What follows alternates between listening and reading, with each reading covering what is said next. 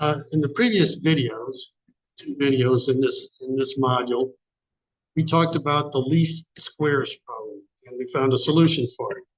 And it was based on this measurement equation, this linear relationship between the measurement vector z and the thing we're trying to estimate, x. In that problem, these errors, this error vector v, we were just trying to minimize the difference between our estimates and our measurements. Nothing was random there, no probabilities. Now we're going to move up one step. We're going to say these measurement errors are random, but we know their mean is 0, and we know their covariance matrix, we'll call it R. So we just know the first two level statistics. We don't know the whole probability density function. And we're going to talk about the best linear unbiased estimating, blue. So we're going to impose some things on our solution. We're going to require that it be a linear estimate, meaning x hat, which is our estimate of x, is linear related to the measurements like this. L is just a matrix. We're going to require that it be an unbiased estimate. Makes this M go away, basically. And it means the expected value of our estimate equals the actual x we're trying to estimate. By the way, if this v is random, that's going to make z random, which will also make our estimate of x random. But x itself is not random. It's just some unknown truth. So that's how we set up the problem. So we just said with the linear and unbiased means, what does best mean? We're going to say it means minimum mean square error, MMSE. What does that mean? This tilde, x tilde, means the difference between our estimate and the actual real thing. Minimum, or or the mean square error, I should say, then means this. It's all these guys, the individual values, not the vector. It's this minimum of these mean square terms. In matrix or vector terms, it's x transpose x is a row matrix times a column matrix. You'll get a scalar.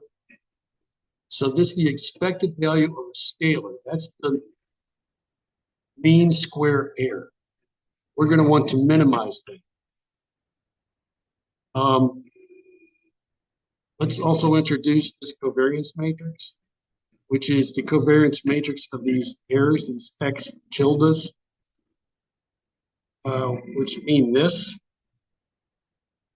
And this now, notice these two guys look similar, but this guy is a scalar and this guy is a matrix. But something that's kind of funny, or it will turn out to be kind of nice, the trace of this matrix is the mean square error.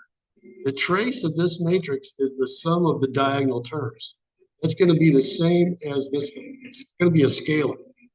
So I could think of things as either I'm going to be minimizing the mean square error.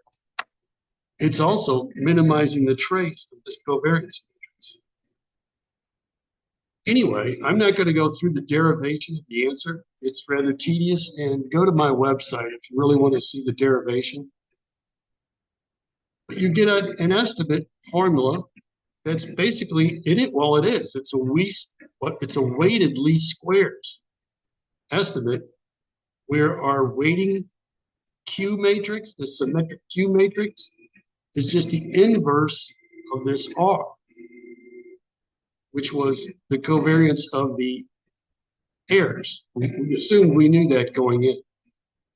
And then we know that we have an unbiased estimate, which means the expected value of our estimate compared to the true state is 0.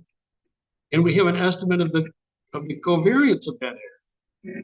It's this thing, which is pretty neat. We not only have a formula for the estimate, but we have a formula for the error of that estimate. That thing, well, this chart introduces this concept of blue, best linear unbiased estimator. That particular result is called the Gauss-Markov Theorem. You have that measurement model, and these things you can assume about these V's, the errors, that it's mean 0 and you know the covariance. We have a way to estimate, and we'll also know its covariance matrix. So we impose the linear structure. We impose that it be unbiased. We assume that the noise vector is a random vector with 0 mean and known covariance. So we only assume the first and second order statistics, not the whole PDF, probability density. And we impose the definition of best to be the minimum mean square error. That was all based on blue. And we're going to use that approach when we derive the Kalman filter in an upcoming module. The result of that was a weighted least squares, where it amounted to saying Q is the inverse of that R matrix, this R. Anyway, so that is the Gauss-Markov theorem, and we introduced what blue is. We'll get back to some other ways to estimate, to optimally estimate. The next thing is going to be maximum likelihood. That's enough for now.